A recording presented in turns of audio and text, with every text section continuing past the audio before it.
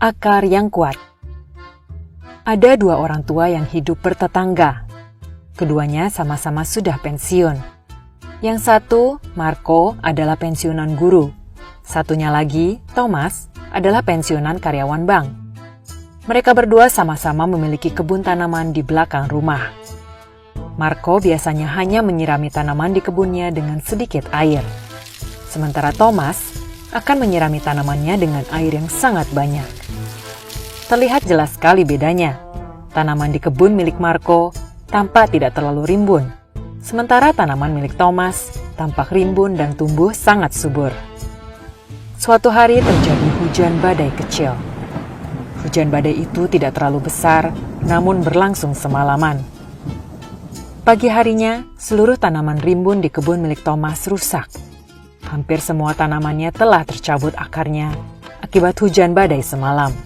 Sementara tanaman di kebun milik Marco yang jarang disiram justru tetap tegak berdiri.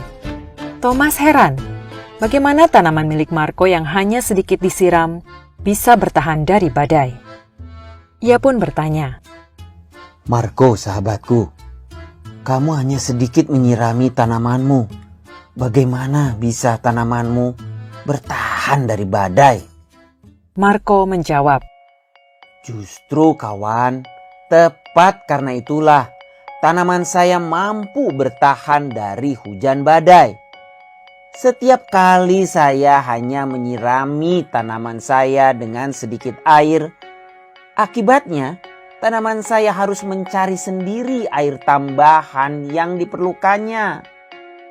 Yang pada akhirnya membuat akar tanaman saya terus berkembang jauh ke dalam tanah dan juga menjadi sangat kokoh.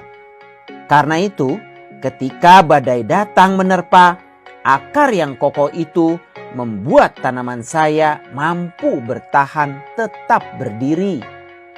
sebetulnya ini adalah kisah mengenai pengasuhan. Jika seorang anak terbiasa diberi kemudahan, mereka tidak akan pernah tahu apa artinya perjuangan. Dan ketika cobaan datang dalam kehidupan, mereka akan bingung bagaimana harus menghadapinya. Sementara anak yang terbiasa harus berjuang, mereka akan tumbuh menjadi orang yang kuat, kokoh bagaikan akar pohon yang terbiasa harus mencari tambahan air sendiri. Dan ketika cobaan datang dalam kehidupan, mereka sudah siap untuk menghadapinya. Ajari mereka cara berjalan, namun biarkan mereka menapaki jalannya sendiri.